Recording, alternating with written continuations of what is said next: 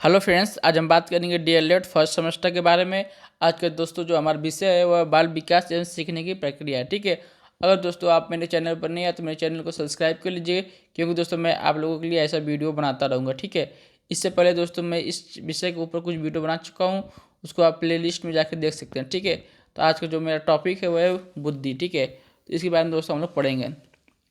बुद्धि बालिकाओं के या बालक के मानसिक योग्यताओं का पता लगाने के लिए हम उनकी बुद्धि का पता लगाते हैं। ठीक है, किसी भी बालक या बालिकाओं के मानसिक योग्यता का पता लगाने के लिए हम उनकी बुद्धि का पता लगाते हैं। ठीक है, हम अक्सर यह कहते हैं कि अमुक व्यक्ति वो बहुत बुद्धिमान। ठीक है, नहीं बोलते हैं कि वो लड़का या वो लड़की बहुत ही बुद्धिमान है और वो बहुत ही कम बुद्धिमान है या कमज़ोर। ठीक है, तो सामान्यतः सीखने का जो तर्क करने या चिंतन करने, कल्पना करने व अमूर्त चिंतन करने की योग्यता बुद्धि कहलाती है। ठीक है, मान लीजिए आप किसी चीज़ को सीख रहे हैं या तर्क कर रहे हैं या चिंतन कर रहे हैं या कल्पना कर या अमूर्त चिंतन कर रहे हैं, तो ये सब किस में आएगा दोस्तों? बुद्धि में आएगा, क्योंकि आप कुछ न कुछ सीख रहे हैं। ठीक है, तो नेक्स्ट देख लेते हैं। विभिन्न मनोवैज्ञानिक ने बुद्धि की परिभाषा दी है। ठीक है, तो वो परिभाषा देख लेते हैं। सबसे पहले वुडवर्थ कर देख लेते हैं। ठीक है,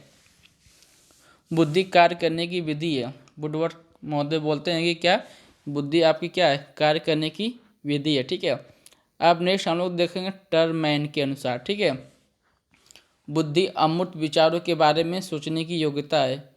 इनका मत है कि जो बुद्धि है अमूर्त विचार, ठीक है, जो अमूर्त है, जो आप देख नहीं सकते लेकिन उसमें अपना बारे में चिंतन कर सकते हैं या उस पर विचार कर सकते हैं, वही बुद्धि है। विनय महोदय के देख लेते हैं। बुद्धि इन 4 शब्दों में निहित है। ठीक है, 4 शब्द उन्होंने दिया। पहला है ज्ञान, दूसरा आविष्कार, तीसरा निर्देश और चौथा आलोचना। ठीक है, रायबर्न के अनुसार देख लेते हैं। बुद्धि वह शक्ति है जो हमको समस्याओं का समाधान करने और उद्देश्यों को प्राप्त करने की क्षमता देती है। ठीक है, बुद्धि वह है जिससे हम किसी भी समस्या का समाधान खोज लेते हैं और किसी भी उद्देश्य को प्राप्त करने की आपके अंदर क्षमता आ जाती है, वही बुद्धि है। ठीक है, रायबर्न के अनुसार। नेक्स्ट पॉइंट देखते हैं। मोटे तौर पर बुद्धि में निम्नलिखित प्रकार की योग्यताएं आती हैं। ठीक है, तो कौन कौन सी योग्यताएं आती हैं उसको देख लेते हैं। पहला है सीखने की योग्यता। ठीक है, बुद्धि के बिना आप सीख नहीं सकते हैं। ठीक है, इसलिए बुद्धि सीखने की योग्यता है। अमूर्त चिंतन करने की भी योग्यता है। समस्या का समाधान करने का योग्यता ही बुद्धि है। अनुभव से लाभ उठाने की योग्यता बुद्धि। ठीक है, संबंधों को समझने की योग्यता भी है। अपने वातावरण से सामंजस्य करने की योग्यता बुद्धि है। ठीक है, अब दोस्तों हम लोग नेक्स्ट पॉइंट पर देखते हैं बुद्धि लब्धि। ठीक है, जिसको आप बोलते हैं आईक्यू। ठीक है, इसके बारे में देख लेते हैं। विभिन्न मानसिक योग्यता परीक्षणों के माध्यम से हम व्यक्ति की मानसिक आयु का पता लगा लेते हैं। ठीक है, किसके द्वारा? परीक्षण के माध्यम से। ठीक है, जैसे मान लीजिए कोई 8 वर्ष का बालक है। ठीक है, सॉरी दोस्तों, जैसे कोई 8 वर्ष का बालक 10 वर्ष की आयु के लिए निर्मित मानसिक योग्यता परीक्षण कर लेता है। ठीक है, मतलब 8 वर्ष का बालक है परंतु 10 वर्ष की आयु के लिए निर्मित जो मानसिक योग्यता है उसका परीक्षण कर लेता है, तो उसकी जो वास्तविक आयु 8 वर्ष है, लेकिन दोस्तों उसकी जो मानसिक आयु कितनी मानी जाएगी? वह 10 वर्ष मानी जाएगी। ठीक है, बुद्धि की सॉरी दोस्तों, बालक की बुद्धि लब्धि निकालने के लिए हम निम्न सूत्र का प्रयोग करते हैं। ठीक है, जो बुद्धि लब्धि जो आईक्यू निकालने का सूत्र है उसको देख लेते हैं। क्या है? मानसिक आयु बटे वास्तविक आयु इंटू 100। ठीक है, गुणते 100। ठीक है, ये आपका आईक्यू निकालने का सूत्र है। ठीक है, उदाहरण देख लेते हैं दोस्तों। ठीक है, उदाहरण के लिए किसी एक मान लीजिए बालक का मानसिक आयु कितना है? 10 वर्ष है और उसका जो वास्तविक आयु कितना है? 8 वर्ष है। तो दोस्तों इसका बुद्धि लब्धि पूछा। ठीक है, इसको दोस्तों आप सूत्र पे रख दीजिए। ठीक है, सबसे पहले क्या आएगा? मानसिक आयु बटे के वास्तविक आयु। तो मानसिक आयु 10 है और आपका वास्तविक आयु 8 वर्ष है, गुणते 100। इन दोनों दोस्तों हल करेंगे तो कितना आएगा दोस्तों? देख लेते हैं। मान लीजिए 100 है। ठीक है, 10 गुणते 100। ठीक है, अपन 8। ठीक है, इसको आप 4 से काट दीजिए। 4 दूनी 8। ठीक है, इसको 4 से काटेंगे तो 25 आएगा। ठीक है, अब देखिए दोस्तों, इसको काट देंगे तो 5 बढ़ गए, ठीक है, और 25 पाँचे 125 हो जाएगा, ठीक है। तो दोस्तों ये आपका बुद्धि लब्धि IQ हो गया, ठीक है। अब दोस्तों हम लोग और पॉइंट देख लेते हैं। बुद्धि लब्धि से व्यक्ति की बुद्धि का पता लगाने के लिए टर्मन नामक मनोवैज्ञानिक ने निम्नलिखित वर्गीकरण प्रस्तुत किया है, ठीक है। तो देख लेते हैं, जो 140 या उससे अधिक है, ये दोस्तों इसमें कौन से बालक आएंगे, इसमें प्रतिभाशाली बालक आएंगे, ठीक है, जो जीनियस बच्चे हैं। और 120 से लेकर जो 140 जिसकी बुद्धि लब्धि रहेगी वह अति श्रेष्ठ में आएगा, ठीक है। जैसे इसका 125 दोस्तों आया है, तो एक इसमें 120 से लेकर 140 के बीच में, मतलब कि यह बालक अति श्रेष्ठ बालक, ठीक है। अब नेक्स्ट और देख लेते हैं, जो 120 से लेके सॉरी दोस्तों 110 से लेके 120, इसमें श्रेष्ठ बुद्धि वाले बालक आएंगे, ठीक है। और 90 से लेके 110 के बीच में समान बुद्धि वाले बालक आएंगे, ठीक है। और 80 से लेके 90 के बीच में मंद बुद्धि वाले बालक आएंगे। और 70 से लेके 80 के बीच में क्षीण बुद्धि वाले बालक आएंगे, ठीक है। और 70 से लेके 70 से कम, ठीक है, तो कितना आएंगे दोस्तों, निश्चित क्षीण बुद्धि वाले आएंगे, ठीक है। और 50 से लेके 70 के बीच में कितने आएंगे दोस्तों, अल्प बुद्धि, ठीक है। 20 या 25, ठीक है, मान लीजिए 25 से लेकर 50 के बीच में कितने आएंगे दोस्तों, मूर्ख बुद्धि का आएंगे, ठीक है। और जो 20 से लेकर 25 से जिसका कम रहेगा वो महामूर्ख कैटेगरी में आएगा, ठीक है। दोस्तों आप देख लेते हैं बुद्धि परीक्षण, ठीक है, इंटेलिजेंस टेस्ट। किसी भी व्यक्ति की बुद्धि का पता लगाने के लिए विभिन्न प्रकार के बुद्धि परीक्षण का निर्माण किया गया है, ठीक है। किसी भी व्यक्ति का बुद्धि का पता लगाने के लिए बहुत सारे परीक्षण किए गए या उसका निर्माण हुआ है, उसके बारे में देख लेते हैं। विभिन्न मनोवैज्ञानिकों ने समय समय पर विभिन्न बुद्धि परीक्षण बनाए। इनको मुख्य रूप से 2 वर्गों में विभाजित किया गया है, ठीक है। पहला कौन सा है, व्यक्तिगत बुद्धि परीक्षण, दूसरा है सामूहिक बुद्धि परीक्षण, ठीक है। सबसे पहले देख लेते हैं पहला, व्यक्तिगत बुद्धि परीक्षण। परीक्षण एक समय में एक ही व्यक्ति पर किया जाता है, ठीक है। जो व्यक्तिगत है या व्यक्ति के, इसमें एक समय पर सिर्फ एक ही पर्सन पर आप परीक्षण कर सकते हैं। इसका आरंभ विनय ने किया था, ठीक है। अब नेक्स्ट पॉइंट दोस्तों हम लोग देख लेंगे, सामूहिक बुद्धि परीक्षण, ठीक है, ग्रुप इंटेलिजेंस टेस्ट, ठीक है। इसके बारे में देख लेते हैं। यह परीक्षा एक समय में अनेक व्यक्तियों की ली जाती है, ठीक है। सामूहिक जो बुद्धि परीक्षण एक समय में बहुत सारे व्यक्तियों की ली जाती है। इसका प्रारंभ कब हुआ था, जो प्रथम विश्व युद्ध हुआ था उस समय अमेरिका में हुआ था, ठीक है। कारण यह था कि सरकार मनुष्यों के मानसिक योग्यताओं के अनुसार उसको सेना में सैनिक अफसर व कर्मचारी के अन्य पदों पर नियुक्त करना चाहती थी, ठीक है।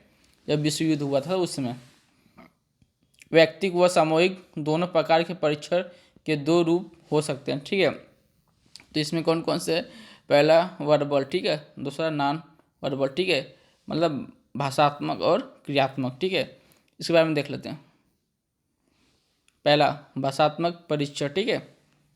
इसमें भाषा का प्रयोग किया जाता है, किसमें दोस्तों, भाषात्मक में।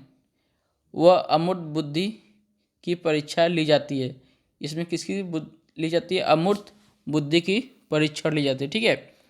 इसका जो मुख्य उद्देश्य है कि व्यक्ति को लिखने पढ़ने का कितना ज्ञान है।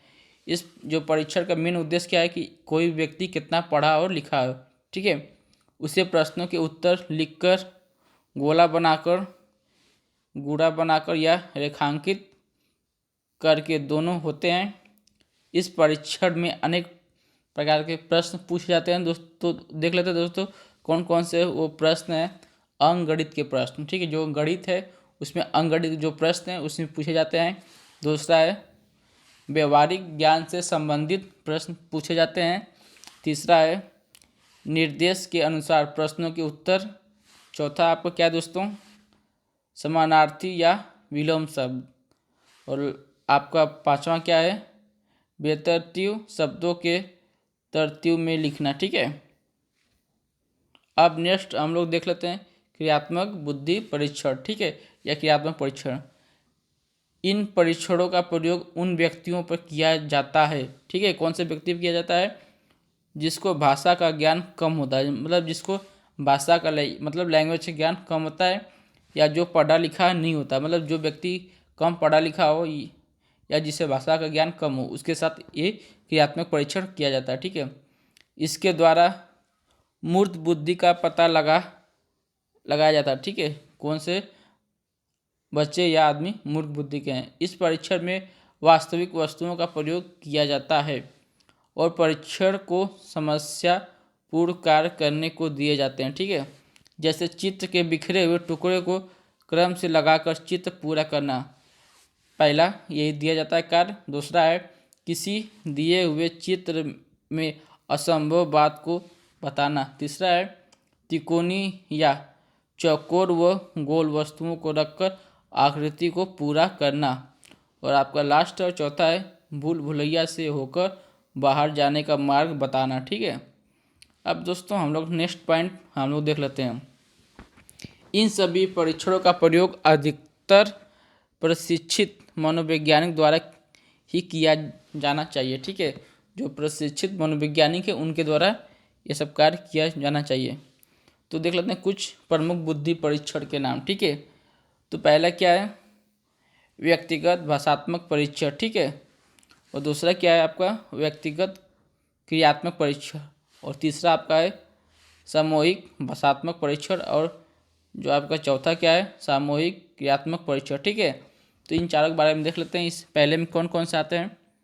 जो व्यक्तिगत भाषात्मक परीक्षण में बिने साइमन स्केल। ठीक है, बिने और साइमन जो मिल के इस एक निर्माण किए थे वो आता। ठीक है, और सेकेंड आता स्टैनफोर्ड बिने स्केल। ठीक है, और व्यक्तिगत क्रियात्मक परीक्षण में कौन कौन से आते हैं, पोर्टियस भूल भुलैया परीक्षण। ठीक है, और वेस्लर वैल्यू टेस्ट आते हैं। ठीक है, और सामूहिक होता है भाषात्मक परीक्षण, इसमें आर्मी अल्फा टेस्ट आता है, और सेकेंड आता है सेना सामान्य वर्गीकरण टेस्ट। ठीक है, और नेक्स्ट देख लेते हैं सामूहिक क्रियात्मक परीक्षण में कौन कौन से आते हैं, आर्मी बीटा टेस्ट आता है, और लास्ट आपका देख लेते हैं शिकागो क्रियात्मक टेस्ट आता है। ठीक है दोस्तों, हम लोग अब नेक्स्ट पॉइंट देखेंगे बुद्धि परीक्षणों की उपयोगिता। ठीक है, जो बुद्धि परीक्षण होते हैं उसके उपयोग क्या क्या है। ठीक है, विभिन्न आयु वर्ग के लिए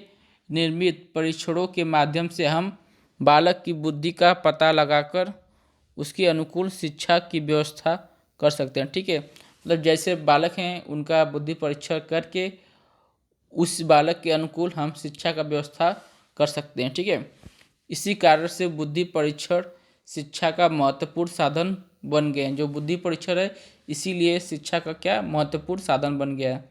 जैसे देख लेते हैं हम लोग, पहला है सर्वोत्तम बालक का चुनाव करना। ठीक है, दूसरा है पिछड़े बालकों का चुनाव करने में, तीसरा है अपराधी व समस्यात्मक बालकों का सुधार करने में, चौथा क्या है बालकों का वर्गीकरण करने में। ठीक है, अब नेक्स्ट पॉइंट हम लोग देख लेते हैं, बालकों की विशिष्ट योग्यताओं का ज्ञान करने में, बालकों की क्षमताओं के अनुसार कार्य करवाने में, बालकों की व्यावसायिक योग्यता का ज्ञान करने में, बालकों की भावी सफलता का ज्ञान करने में। ठीक है, ये सब कौन से बुद्धि परीक्षण के लाभ है। ठीक है, अब व्यय का निवारण करने में, यह आपका लास्ट पॉइंट है राष्ट्र के बालकों की बुद्धि का ज्ञान करने में। ठीक है, कुछ दो महत्वपूर्ण पॉइंट है उसको देख लेते हैं। किशोरावस्था में बुद्धि का अधिकतम विकास कितना दोस्तों 95% पूर्ण हो जाता है। ठीक है, किशोरावस्था में जो बुद्धि का विकास है वो 95% कंप्लीट हो जाता है। बुद्धि परीक्षण की हमारे जीवन में बहुत उपयोगिता है। ठीक, इसकी बुद्धि परीक्षण की। तो दोस्तों आपको मेरा वीडियो कैसा लगा कमेंट करके जरूर बताइएगा। प्लीज़ आप मेरे चैनल पर नए आए तो मेरे चैनल को सब्सक्राइब कर लीजिएगा। ठीक है दोस्तों, धन्यवाद।